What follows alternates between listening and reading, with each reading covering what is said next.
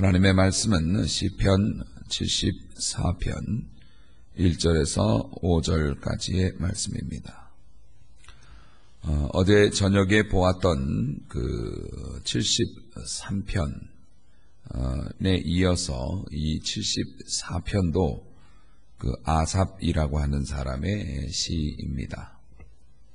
말씀드렸다시피 이 아삽은 다윗 임금 시대로부터 대대로 성가대장을 지낸 그 시에 능숙하고 음악에 능하고 또 믿음이 좋은 집안의 사람입니다.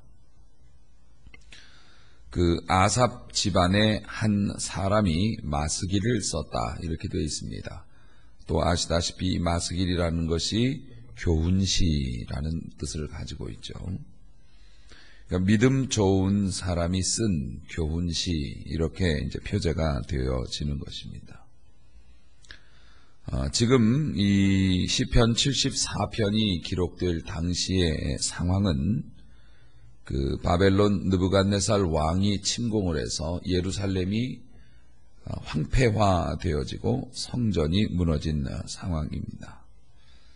원수가 쳐들어와서 대승을 거뒀고 하나님의 백성은 무능하게 그냥 무너져 내리는 것처럼 보이는, 그래서 이 아삽의 시, 이 시는 그 울면서 통회 자복하고 있는 그런 기도시라고 보는 것입니다.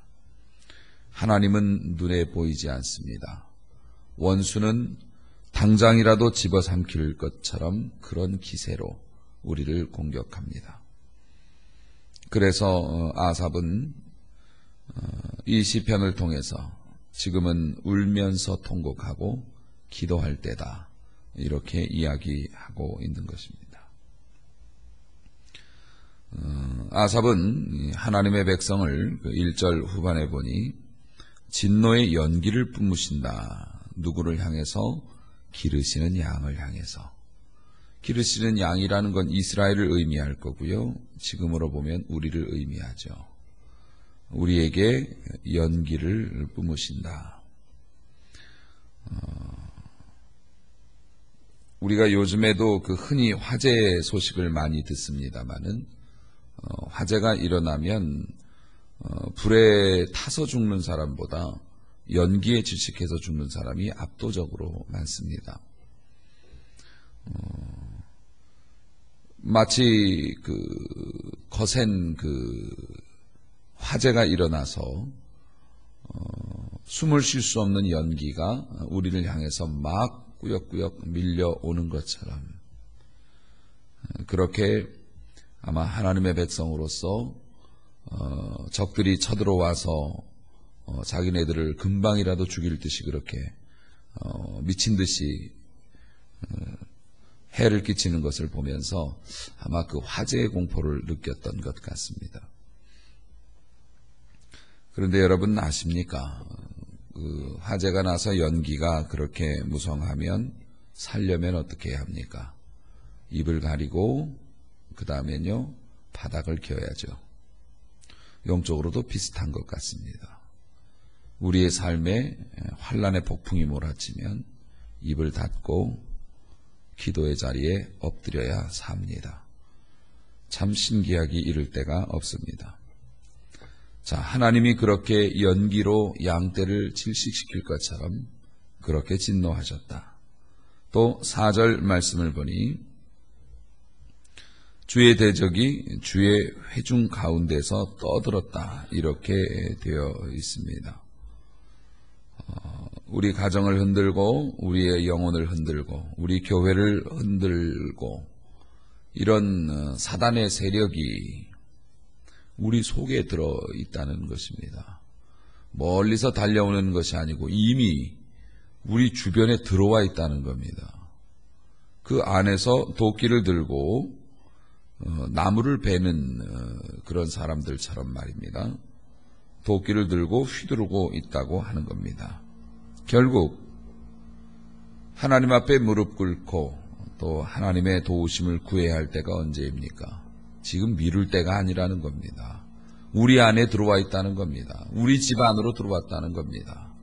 미룰 때가 아니라 지금 당장 하나님 앞에 엎드려야 할 때라고 외치고 있는 것입니다. 또 9절 말씀을 우리가 보니 우리의 표적은 보이지 않고 선지자도 없고 또 이런 일이 얼마나 오래 갈지 우리 중에 아는 자도 없다. 이게 결정탑니다. 성도가 고난을 당하는 건 참을 수 있습니다. 하지만 이유를 알 수도 없고 언제까지인지도 모르고 이렇게 되면 견디기가 굉장히 어려워집니다. 이런 것을 우리가 영적인 기근이라고 이야기합니다. 그래서 말씀을 가지고 우리를 위로해 주는 사람도 없고 그리고 내 자신도 하나님 앞에 표적이 없어요. 새롭고 신선한 영적인 은혜가 없어요. 그리고 나에게 그걸 가져다가 강제로라도 줄 사람도 없고 그러다 보니까 내 미래가 어떻게 될지 예상이 안 됩니다. 정말 답답한 상황입니다. 사랑하는 성도 여러분, 이렇게 파괴된 성전 또 이런 어려운 현실 앞에서 아삽은 73편에도 그랬습니다만 73편에서는 왜 악한 사람이 편안하게 사는 겁니까? 에 대한 고민이었거든요. 지금 이 74편에도 아삽이 고민하는 겁니다. 왜?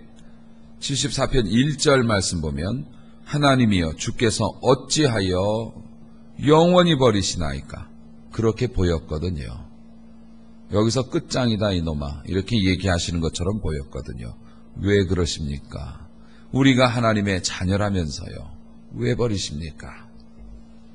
어찌해서 왜 내 가정에 괴로움이 있고 왜 우리 교회에 이런 오랜 고통이 있는 겁니까? 사실 여러분 우리도 이런 질문해야 됩니다. 고난이 오고 환난이 오면 마치 다 아는 것처럼 하나님이 하시는 일이니까 그 일이 선하고 그 일이 어떻게 되든지 이루어지겠지. 굉장히 믿음 좋은 것처럼 들리지만 말입니다. 그 말을 누가 했는 줄 아십니까? 엘리 제사장이 그 말하고 목이 부러져 죽었습니다. 엘리 제사장이 자기의 가문과 자식에 대해서 진노와 저주를 선포해 어린 사무엘의 입을 통해서 그렇게 선포했을 때 이 사람은 하나님은 선하시니 그 뜻에 옳다 하시는 대로 일을 행하고 내 대해서 그런 일이 일어나지 않는다고 하는 것이 감사할 뿐이다 라고 얘기를 했지요. 아닙니다.